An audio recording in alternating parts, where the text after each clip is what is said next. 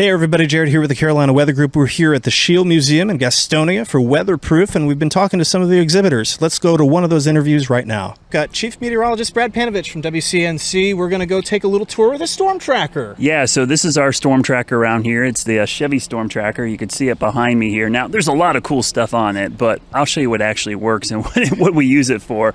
The cool thing about most of the Storm Tracker vehicles nowadays is that we actually do use these to chase storms. I mean, this is not just some marketing tool. The key part here is, and we'll come over to the side here, I think is going to be the cameras. The cameras are the key part here because that's what we want to see when we're tracking storms. So up on the roof, and I don't know if you can get that, Dan, but that's our camera that we actually have a remote control for. So that's on a little gimbal up there, and it's got some lights on it. We can actually steer that any direction that we want. So it's basically gives us the ability to look wherever we want. And then inside the car, I'll get out of the way here so you can see, you'll see that we have two cameras, one mounted on the dashboard there, and one that faces back towards the passenger seat. So the goal of having those cameras, one's going to obviously see what's heading outside, but the other one is to shoot the person in the car so we can do some kind of play-by-play.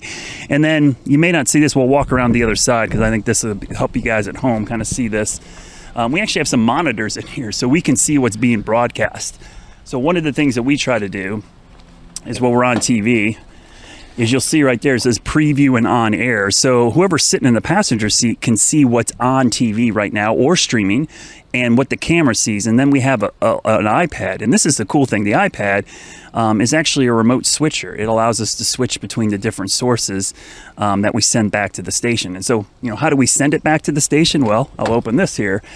We've got a little rack right there, and we've got what's called a TVU unit. And for those that don't know what that is, think of this as like your OBS XSplit streaming system. Instead of just streaming to the web, this allows us via IP to send back a live signal to the station, which is great because, back in the days when we had our early storm chasers, you had to have some kind of microwave or satellite dish. And now we don't have to have that big contraption sticking out the top, which makes us much more mobile for chasing storms. Absolutely, and you can take advantage of cell networks. You can take advantage of all the infrastructure that's been built out. I remember seeing this giant microwave, the storm center truck parked on the side of the road. You hope for the best. I'll tell you that one of the first storm trackers that we had was we didn't really broadcast from. We just chased. We'd stop, shoot video, and try to feed it back. And then the next progression was a mast truck that you didn't have to raise the mast all the way. You could do what was called a mast down shot, but you had to be within so many miles of the receiver site so that the dish could hit it.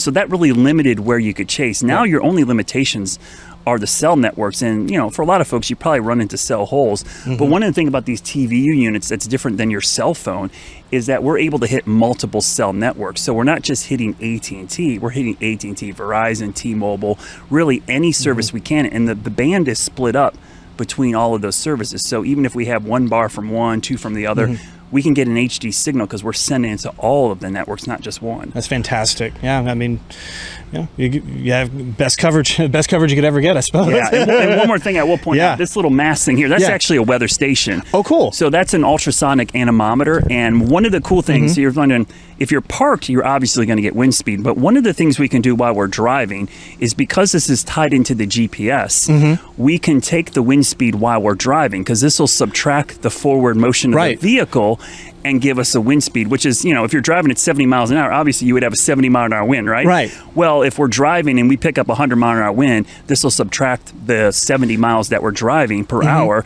and give us that 30 mile per hour wind. So that's a really cool feature. We don't honestly use that enough, but that was one of the things that I wanted on this because as you're driving, you want to be able to collect data, not just when you're standing still. Absolutely right. What is the coolest storm y'all have intercepted in this thing? Oh, man. I would well, it's a funny story. There was actually a non-meteorologist in the truck. We had a reporter, because this happens. You don't always have a meteorologist, so you send a reporter out. And I was live on the air covering a tornado near Hickory. And Mark Boyle, who's now at WRAL up in Raleigh, was on the Storm Tracker, and I'm like, Mark, where are you? So I'm talking back to my ear. We're one exit up from, I think it was Newton or something. And I'm like, which direction are you heading? West. And I'm looking at the radar. They're heading right for the bounded weak echo region of the supercell. And I'm like, pull off the road and get to shelter right now. They just didn't know where they were going. They were driving right into the heart of this storm. So that was a memorable one. And then we had one storm where briefly caught a funnel cloud, but as you know, chasing here in the Carolinas, trees got in the way immediately. Yeah. And we lost visibility. And that is probably the biggest dilemma for chasing around here, is this is a great platform and a great tool, but you're limited to visibility, trees and hills that really block a lot of your views. Right. But you can still get some good data. Yeah. And any of those things, even beyond, the tornadoes that you would see. I mean, the wind reports, hail, things like that, all make a difference. What happens more often than not is we end up becoming roving traffic reporters because we have that dashboard camera and we're driving in interstate traffic. We give people a good idea what's out there. And sometimes one look at that camera tells you, I'm not going to go outside because the road's horrible, it's packed up. So you end up seeing people stay at home. So we do a lot of road conditions, especially during winter weather and then flooding. It is 4-wheel drive, so we can take it to the mountains and get through the snow. It's a nice platform overall. I really do enjoy chasing some storms. In fact, I'm hoping me personally as the chief can go out and do more live reporting during severe weather. Yeah. I'm often stuck in the studio. Yeah. But because of the technology, I can do everything we can in the studio in this truck. That's amazing. I mean, I can operate our radar. I can go play by play, but then be out in the field because I want to show people at home what's happening. And as you guys know, spotter and real-time information is way more important than just a radar image. People are going to listen to real images and video much more than a radar picture. I believe radar has been referred to as just a splotch of paint behind the guy on TV. It works for a while, but at some point people can't relate to it at home. If you're not a weather geek or a meteorologist, it just looks like bright colors, like you said, spilled paint on a map. So when you can show people what it actually looks like, people are more likely going to seek shelter. Yep, absolutely. Well, Brad, thank you so much for the tour. Good to see you. And friends, stay subscribed to the Carolina Weather Group here on YouTube or wherever you might be listening or watching this. And we'll see you all again real soon. Hey everybody, Jared here with the Carolina Weather Group here at the Schiele Museum at Weatherproof, talking with Clay Chaney from the National Weather Service in Greenville-Spartanburg. GSP, hey. How's it going? Pretty good out here. It's a pretty wonderful day to talk about weather. Yeah. No, it's my favorite topic, so I'm always down to let people know what we do and how to kind of look at the weather and what to look for and just talk about the process of forecasting and the products that we put out. No, that's fantastic. I see that you've got a lot of different, you got some really cool exhibits here. You got the radio saw. Now, y'all are not an upper air office. So. We're not, but I figured it was a pretty cool instrument to show. Yeah. You know, kids love the balloons, so they're going to be curious about it. Oh, yeah. So it gives me a chance to kind of explain how the instrument works and whatnot. So absolutely. I wish you were an upper air office. We could use the data. Same. But you've got, you're talking about inland tropical cyclone flooding, which I think is, something that's really, become really top of mind in the last few years. Definitely. Tell us a little bit about how GSP has been helping the community get ready for those kinds of events. Yeah, so we actually have a few presentations that we're wanting to get out, like kind of similar to a storm spotter talk, but kind of related to the inland impacts from tropical cyclones. So that's one thing we're actually working on now. This thing gives, or this kind of piece of paper gives us a pretty good insight of what we know in terms of the actual impacts that happens when tropical cyclones make it our way. We also want to get people aware of the flooding. I mean, you got the case from Tropical Storm Fred that devastated Haywood County. Oh, yes. Also the numerous tornado warnings that happened. Oh, yes. I actually have a funny story about that, but that was my first ever radar event where I was issuing tornado warnings. Oh, wow. That's a great one to get thrown into. Taking the hot seat and then putting another couple embers underneath exactly. it. Oh, goodness. So I think after Tropical Storm Fred, though, we definitely started putting more emphasis on, like, hey, you don't need to just worry about, whether it's a Category 1 hurricane or higher, or if it's just a tropical storm or depression or even a remnant low. Pretty much where we're at in terms of being inland from the coastline, we still get the same impacts almost as if it was between, just a remnant low or maybe even a Category 1 hurricane. Right. And again, when you talk about a Category 1 hurricane, that Category 1 hurricane is actually in a very tiny part of the storm. Exactly. All things considered. There's a lot of people are like, oh, I wrote out a Category 1. Are you sure? I don't think you did. How close to the eye were you? Exactly, yeah. And so, it's like, did you write it out? Where is your kestrel? Exactly.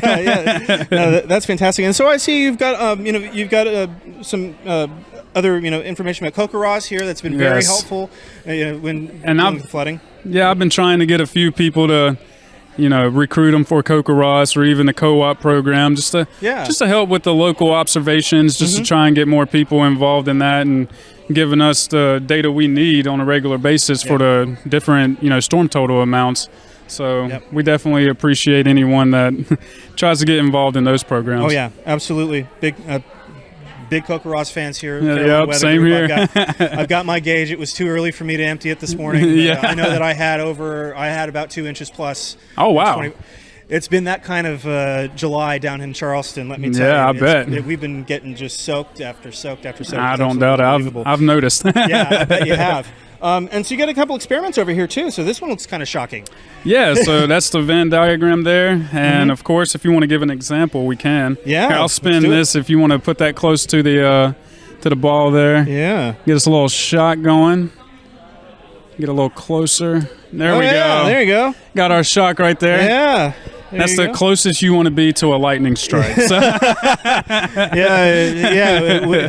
When little pop roars, go indoors. Yes, please. I had the stickers for that, but I guess everybody got the message. Yeah, that's good. That's good. And then you've got the good old tornado tube. Yeah. This is one of my favorite things as a kid. Now, this thing right here, this is perfect if you want to form any kind of vortex. I mean, here we go right here, spinning this thing. That sucker's going to get going, and there we go. Yeah. Oh, that's pretty. No, this one works really well. If I'm ever going to make a tornado bottle, this is exactly how I'm going to do it. Not with fire. Exactly. Yeah. Not with fire. I'm not that dangerous. That's fantastic. Really, really cool. Really, really cool. And I saw that you had some Skywarn stickers, but yeah, they've all been taken. Yeah, those are popular. They are. Honestly, I thought about grabbing more, but I was like, maybe not. But now I know for next time, I can grab a couple of those. Yeah, I might have to swing by and see if Tricia can swap me one. I lost mine 3 cars ago. Exactly. But Clay, wonderful to see you out here. Thank you for all the work that you do. Most definitely, I appreciate that. National Weather Service there. If you're ever on social media, Clay is the social media guru for GSP, and so it's his fault. It's my fault. We post all the wrong things. No, I'm just kidding. I'm just kidding. You're right at least 50% of the time. Just flip a coin. Exactly. Clay, thank you so much for joining us in the Carolina Weather Group. This is, this is phenomenal. Certainly seemed like everybody got a lot out of it. Yeah. And, it was really fantastic. Any closing thoughts overall on the event? I'm really proud of how it went, and we're definitely doing it again next year. Beautiful. So mark your calendars, July something or another, probably July next something year. or another. All right. 23. Mark it down. July something or another here at the Schiele Museum in Gastonia, North Carolina. Jared Smith, Carolina Weather Group. Thank you so much for watching, and thank you to Candace and all of her wonderful crew for making today a wonderful event for everybody. Take care.